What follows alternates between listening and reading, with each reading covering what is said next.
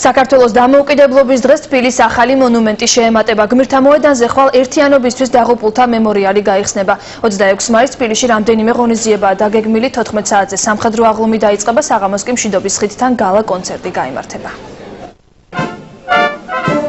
26 მაისის მთავარი სანახაობა რუსთაველის გამზირზე მოეწყობა. დამოუკიდებლობის დღისადმი მიძღვნილი აღლუმი სავარაუდოდ დღის 2 საათზე დაიწყება და მას ქვეყნის უმაღლესი მთავარსარდალი ჩაიბარებს. სუსტი დეტალები ჯერ არ ხმაურდება, თუმცა აღლუმში ტრადიციულად მონაწილეობას სამხედროების, საჰაერო, სახმელეთო მძიმე და მსუბუქი ტექნიკა, შეიარაღებული ძალების ნაწილი მიიღებს. აღლუმის დასრულების შემდეგ გმირთა მოედანზე დიდების მემორიალი იხსნება. 260 ტონიანი ლითონის კონსტრუქციისა და ორგანული მინის კოშკი სხვადასხვა დროს საქართველოს დამოუკიდებლობისა და ერთიანობის ბრძოლაში დაღუპულებს ეძღვნება. ეს არის საქართველოში ყველაზე მასშტაბური მემორიალი და მასზე ამოტვიფრულ წარწერებს დღისით მზე, ღამით კი სპეციალური ნათურები გაანათებს. 51 მეტრის სიმაღლის და 18 სექტორიანი მონუმენტის ავტორი ესპანელი არქიტექტორი ალბერტო დომინგო კაბოა. ეს ერთი ტერასა ბოლომდე და ეს ძირითადი ბილიკი რაც არის რიყის ტერიტორიის ისიც ხვალდილიდან თბილისში რიყეზე ვარდობის თვე დადგება. სწორედ ასე ქვია ყვავილების ფესტივალს, რომელიც ასევე ტრადიციულად დამოუკიდებლობის დღეს ეძღვნება. თუმცა ვარდებთან ერთად ერეკლეს ქუჩიდან და მშვიდობის ხიდის გავლით რიყეზე სხვადასხვა ჯიშისა და ფერის უამრავი სახეობის ყვავილი გამოიფინება. კომპანიებთან ერთად წელს პირველად გამოფენა გაყიდვაში მონაწილეობას კერძო კოლექციონერებიც იღებენ.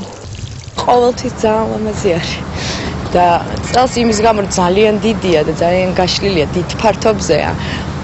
მგონი უფრო კარგად გამოჩნდება. 150 კვადრატული მეტრი გვაქვს გამოყოფილი ხვალ გამოსაფენად, ამიტომ შევეცდებით ჩვენი ასორტიმენტიდან ბევრი გვაქვს სცენარეები, 300-მდე სახეობა გვაქვს მთლიანად, 300-მდე ჯიში სცენარეებისა. შევეცდებით ყველა ჯგუფიდან ვარდებს წარმოვიღებთ ძალიან ბევრს, გვექნება ძალიან ბევრი ბუჩქები, საინტერესო, შედარებით უფრო საინტერესო ეგზემპლარებს ავარჩევთ. ეს ყვავილების საათია. ევროპის მოედანზე დღეს ბოლო დეტალებზე მუშაობას ასრულებდნენ. ყვავილების საათიც ოფიციალურად ხვალ იხსნება.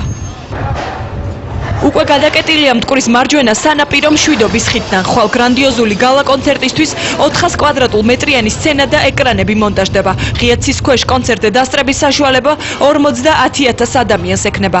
განსაკუთრებით დაცული იქნება უსაფრთხოების ნორმები. ორგანიზატორები ამბობენ, რომ მშვიდობის ხიდთან კონცერტის მიმდინარეობის დროს მაშველებიც კი იქნებიან მობილიზებული.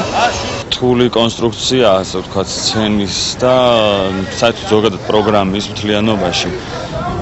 და ნამდვილად არ ვიცი დაუღალავად შრომობს ყველა ჩვენთაგანი.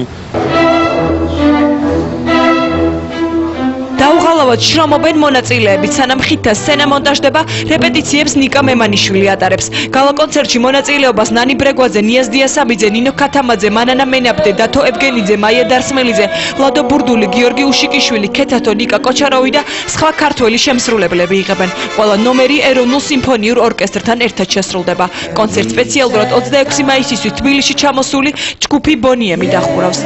ბევრი კონცერტი გამიკეთებია, ესე საჯაროდ სახალხო პროექტები ქუჩაში ჩვენს ორკესტრთან ერთად და ასეთი სიამოვნება არ მომიღია არც ერთი პროგრამაზე მუშაობის დროს. ტრადიციულად ხვალე 17 საათსა და 45 წუთზე ეროვნულ სტადიონზე თბილისის დინამოს და ბიჭ ჯორჯიას საქართველოს თასის ფინალიც გაიმართება.